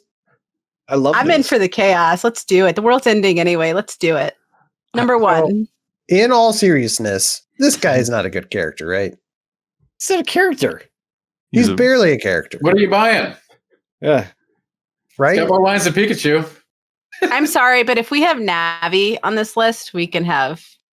I'm not saying we don't put him on the list. I'm just saying, like, down in the bottom of the area of the list where you are not really a character to me is Splosion Man, which is number 58. I could see I it. think he could hang out there. I would say under Serdan, maybe. Because he's not actively annoying, right? He's far more iconic than any of those goobers down there. I gotta put him somewhere in the halfway point. He's not annoying at all. Yeah. Wait, I so- say, Dan, hold on. personally, Would you put him above or below Bubsy? Below Bubsy, of course. Okay, well, Smart man. I right say below above Bubsy is Toad. Explosion Man. Toad, and in between Toad and Fox. I don't know. He's like, it seems like he lives in the same neighborhood as Bubsy and Gex and Tom Johnson and Funky Kong, where it's just like, LOL. I think that's exactly where we're looking. So right below Bubsy is Explosion Man. Do you guys think he's better than Explosion Man? I think he's better than Explosion Man. It's not better than being better, but this is just like Clown Town, right? Yeah. These are not characters. They're like funny, and I always like to see him. And like, someone made a funny meme. That's awesome. But I was like, you're not a character. If they had like, if this was a top 10 merchants list, he's like number 1 through 5. He's the best for that. Jeff, But, he like, listens to this podcast. Come on now. He listens to this pod. I think that he's been a fantastic part of growing up. I loved him. You're not getting a discount at his shop anymore. Nope. I love his Chicago typewriter. Buy it whenever I can. So we've reached a consensus, number 58. That sounds good. Is this the Sure. episode where we break character rankings? Is this? I mean, how is it not broken already? Are you kidding me? I don't know. We could try to go through one more list if you guys want, or we could call it a day. We're doing good on time, so All right. I'll torture you guys with one more list. How about All that? right. Okay. Let's do it. Okay, so we have a list of random fantasy characters, or we have characters who are shooting for the bottom of the list. Oh my god. Let's Shooting for the bottom. I Let's like get that list. Let's get the bottom. Okay. Here we go. This is from Josh M. from Kansas City. He says, I don't know if I'll succeed, but I'd like to find a character who's worse than Ashley. That's at one point Ashley My friend. Graham from Him and I just Resident became Evil- friends. Yeah, at one point Ashley Graham from Resident Evil 4 was at the bottom, who has been succeeded, if you can use that term, by Silver the Hedgehog, who is now our currently ranked worst character. That's gonna be tough So to at beat. number 66. I think Silver the Hedgehog sitting pretty good for a little bit anyway. But anyway, Josh M wrote in, he's like, I think I got some characters for you guys. You guys ready? Let's do it. Larry Laffer from Leisure Suit Larry says, I don't even know where to start with this character. So if you need help why he's terrible, go ahead and read some here. And he sent me a link to the Wikipedia page. I don't think any of us need the Wikipedia page, as we played these games back in the day. Did we not? Or was I the only one? I did not. You're not alone. I'm going to recuse myself. I'm familiar with the character, but I'd To be love to hear fair, you guys talk about him. I just thought it was a different variant in the King's Quest series. Okay, back when I was playing these. All right, they were all those. They were all in the same sort of space. You know, Space Quest, King's Quest, and then on the periphery you had Larry. Well, this guy was just like a really horny guy, right? Who couldn't get any action. Wasn't that the deal? Same. Yeah. Hate it when that happens. I can't. Using. I have nothing valuable to contribute. I apologize. I think Dad's the only one who's played, Well, right? Or have you guys? August played it. This one's complicated. I mean, Yeah. Larry's not a good person or a good character, but he's definitely got more presence and personality than the garbage cans we have at the bottom of the list. That said, Larry's also a trash can, but he's actually, you know, there's a character there. There's actually a character that has been developed to create Larry. He's not just a shell to put things into, like some of those other bottom feeders we have on this list. So We should leisurely put them in at the 60 slot. Well, that's up to them. Yeah. Don't I think- feed them numbers. I want to. I think that's a good one. I think right after Funky Kong. Above Navi? Sure. Yes. Dan, do you concur? I'd actually, you know, I'd put him above Tom Johnson, but I'm not going to split hairs here. Again, that character, it is a character. It is a character. At the bottom of this list, we have a bunch of non-characters that have no, like you've got complete non-starters like Silver and Ashley, and then you've got stuff that's like the vessel for the 90s one-liner. And I'd even argue that Larry has more character than that, but I know better than to push my luck around here. Well, I don't know. Can you guys reach a consensus? Yeah, I would defer to Dan then if he thinks he's better than Tom Johnson. I'm not championing Larry here, but this is a character rankings list. All right, that's the, you know. Okay. I mean, find it there's hard to believe the universe. You that- could say we're being horny on main, there's and it certainly, actually works. certainly people who like that character out there. I don't. I'm sure there are. Larry has definitely not aged well. No, Character, I'll tell you that. no, he is not. I don't know. Above Funky Kong is right for me. Maybe above Sir Dan or Tom. That's what I do. Okay. Oh, okay. Well, so I thought you had said right above Tom Johnson. I'm okay with I that. put him. Yeah. You want me to move him? No, that sounds good. Okay. Love it. Boom. New number 61. Okay. Next character on the list, who's again aiming for the bottom. We'll see if he gets there. Big the Cat from the Sonic the Hedgehog series. He's considered a joke character to the Sonic franchise for being incredibly stupid, his size, and how useless he is in the games he appears in. Even playing with him is awful. You could go fishing with him though, right? Am I remembering that correctly? got- Yeah, but I fishing remember that gameplay not being fun. It's fishing. It's never fun, but it's fun at the same time. Oh, that's a good Fishing point. should So be they in nailed all it. games. So they nailed it. It is exactly as fun as fishing is. So a good comparison, Silver the Hedgehog, another hedgehog character, is at the very bottom. Do you guys think he's better or worse? He's better than that. Okay. Just- So not on the bottom of the list. No. I just want to knock Ashley off this list. So put him above Ashley. I don't like Well, Ashley. Big the Cat is a joke character, and he's super stupid looking. So is Ashley. But he's somewhat endearing at the same time. Endearing looking, at least. Yeah. I feel like he's not offensive in the way that some of these characters are like just offensive. Yeah. So to me, I would put him kind of up in the Gex territory. Oh, I see what you're doing. What do you guys think? I don't know this character well enough. Yeah, I was going to say. Yeah. Glad that I don't.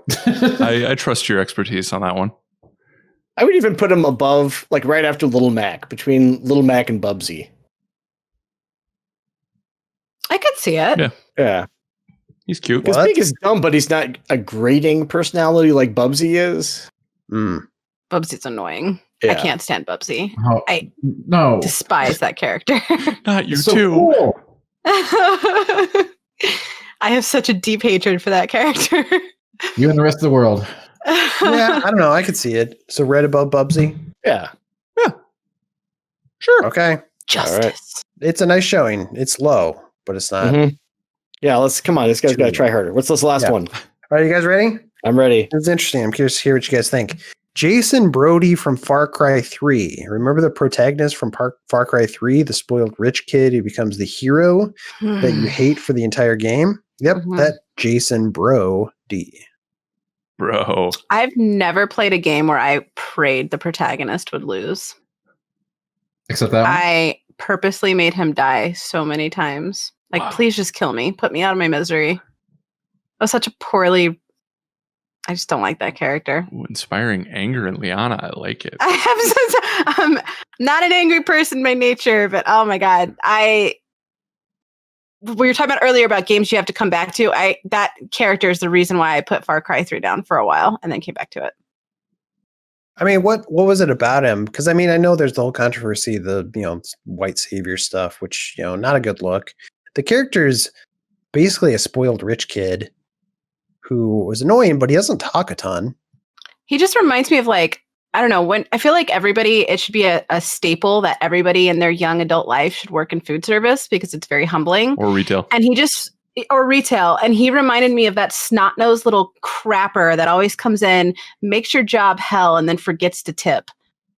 Like, that's what he reminded me of. And forgets to tip, even though he can afford it. Like, everything about him.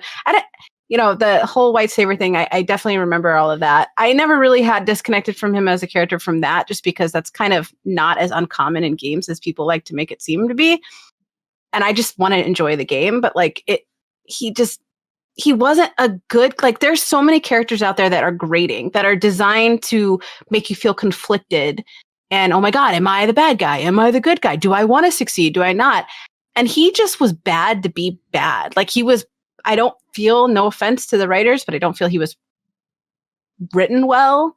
He wasn't enjoyable to play as. He didn't contribute anything to the overall narrative that mattered in any significant way. Like, it's got nothing to do with what he looks like. It's just his attitude and his entire being was just garbage. Like, you're just a hot, flaming bag of garbage, and nobody should remember you because you're terrible and you should feel bad.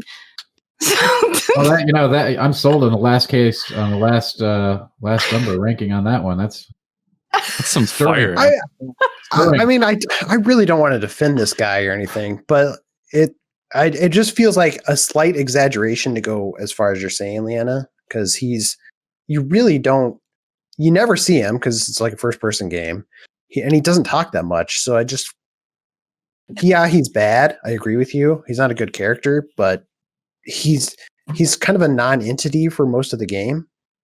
He reminds me a lot of the way that he reminds me of the characters in Hostel, where the main character is just this bland milquetoast person who's surrounded by like hyper annoying other characters. So I think that the perception is that then by proxy he's also annoying, but I don't think there's really much to the protagonist in Far Cry 3 as we remember. Honestly, I think his friends super suck. Mm-hmm. You see his friends, he's just a completely adequate You could pair sub of him out legs. for anything. He is a cup of water. He is a cup of warm water that's been sitting out overnight and probably Right. has a fly or two Sure. in it. Like But then you have counterpoint like Funky Kong, where that is like that's that's fair. a cup of warm piss that's been sitting out. Which I think overnight. Miyamoto is quoted as saying they were really going for. Exactly. And which would you rather drink? Yeah. That's fair. There's a fly That in the is other fair. one. So that- I'm not Bear Grylls. Those last three characters, Navi, Ashley, Graham, and Silver the Hedgehog, are basically what you're describing, Lana, is like they actively ruin the game like every minute they're there. Whereas I do hate Ashley more than I hate him. I will say Yes. that. I have Jason, like he's in the game the whole time, and most of the time I'm not thinking about him. And when he's active, it's like, this guy kind of sucks. But so I guess I'd put him above those, but I don't. Sir Dan is at 64. He's kind of a nothing milquetoast character, and I think he's worse than Sir Dan. I've never heard milk toast before, and I've heard Really? it It's twice so now, and I good. love it. Also, not spelled how you're thinking it is. Oh, it's fancy. Yeah. It doesn't taste as good as you think No, either. it doesn't.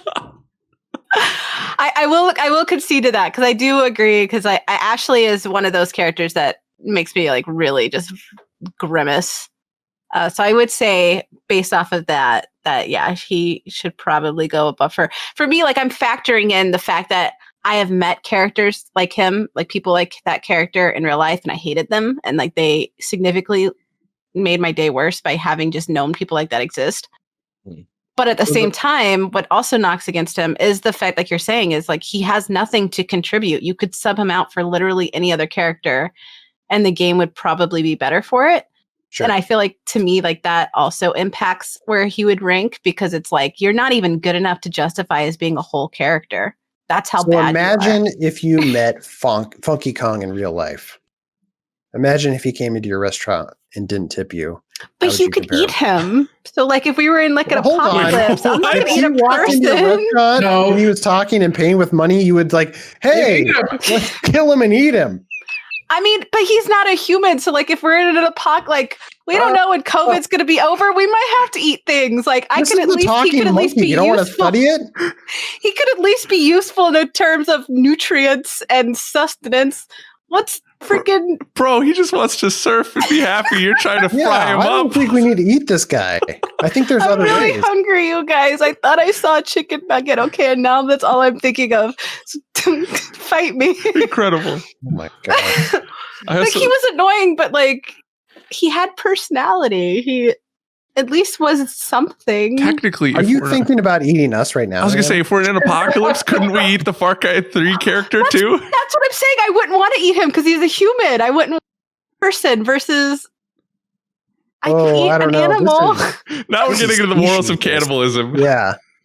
I don't want to eat a person. That's what I'm saying. Like if I was stuck with Funky Kong and this douchebag, and in terms of value, Funky has more value because at least he could continue my survival by eating him.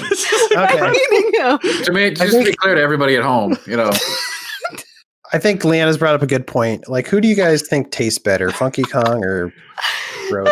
Don't they say human meat's like one of the most delicious? Don't I'm cannibals not say eating that? either of them. You all can do whatever you want. I'm I not can't eating either of them. Also, I've been so like down with the idea of putting him right below Sir Dan like 10 minutes ago. But Yeah. Yeah, so for between Sir Dan and Funky Kong, is anybody gonna fight that? No, it seems completely appropriate. And I would only All right. eat a finger of him. I don't understand why we've been talking about eating characters all of a sudden. See, you're gonna walk up to Funky Kong and you're gonna see your face reflected in his sunglasses and think, "What have I become?" You're gonna be so ashamed. I'm gonna be thinking this dude's gonna make some really good jerky in a couple of days. Oh my god! Because you're in an apocalypse, you're not gonna have like seasoning and stuff. You're not gonna have like Cajun spices or anything. You have to go with the meat. Unless Right, you thought Do about it for the meat. You've definitely thought about this. The meat. I'm gonna stay away from your clan when the apocalypse comes. It's not gonna be good. You better watch out next time you go to the zoo. You probably No, won't. but you're a human. That means you're Poster on the, safe. don't let this person in. I don't want to eat you if you're a human, so you're safe. It's very kind of you. Surfing funkies, on the other hand. We're only one step removed from surf and funky. You might get hungry. I don't know. Who knows? I mean, I'm a chubster. I will be eating food no matter what. Like I will find a way, but I would All right, prefer well, funky. I don't know how to end this, but I probably should. I think that wraps up our So sorry. character ranking section, meaningless character rankings. It's on the website if you want to look at the full list. Go check it out. If you want to submit a list, write us at podcast@GameInformer.com. We love to get them. So please, podcast@GameInformer.com. That brings us to the last segment of the show, a segment we like to call Get Wrecked. Jeff Cork, do you have anything you want to recommend this week? Yeah, I think we did a fun NGT on It Takes Two, me, Alex, and Blake. And I already said fun, so there goes that. I don't know. It's a good time. You should watch it. Sure. Great. Alex Stadnick, what about you?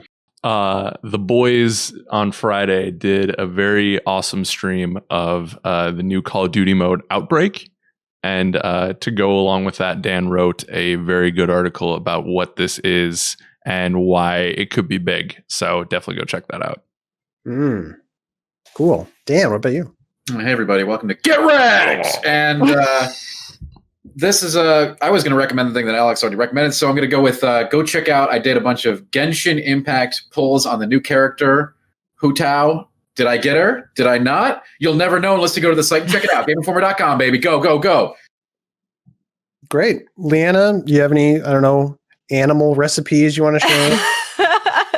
Not animal recipes. However, I do something went up on the site today that means a lot to me. So if you guys want to check it out, I am epileptic, and I am an epileptic from an injury I got when I was active duty. So it's something that I was not born with, and it absolutely pivoted my entire world and everything I know. TV, movies, games, commercials, they can all be potentially life-threatening. That doesn't mean you have to stop enjoying the things you enjoy. There's just ways you could do it safely. So it's about 2,000 words of the different types of epilepsy. You don't have to be epileptic to have seizures, triggers, and some tips I've accrued over the last couple of years that makes gaming safer. So if you're interested in that, or you live with somebody that is, predisposed to maybe a neurological issue, you could save somebody's life. Great. Yeah, that's a great one to point out. I also wanted to point out Blake Hester. A couple issues ago, he wrote a profile on Toshihiro Nagoshi, one of the designers behind the Yakuza franchise. And that was a really interesting read. It's up on the website now. So if you just search for Yakuza creator on his life, career, and why Sega should have fired him in the 90s, you'll find it. It's a pretty good read. I recommend checking it out. So that brings us to the end of the show. Are you guys sad? Always. Maybe you're excited to Incredibly. get out of here. Little sad and a lot hungry. Yeah. See, you got the funky on the brain. I get it. I'm with you. Personally, I think I'll speak for us all when I'm glad that Leanna lives in a different state. Anyway, thanks for watching, everybody. Thanks for watching or listening to this episode. Please like and subscribe, or subscribe to the magazine. Whatever you do, come back next week. We'll have another episode for you. And until then, game on.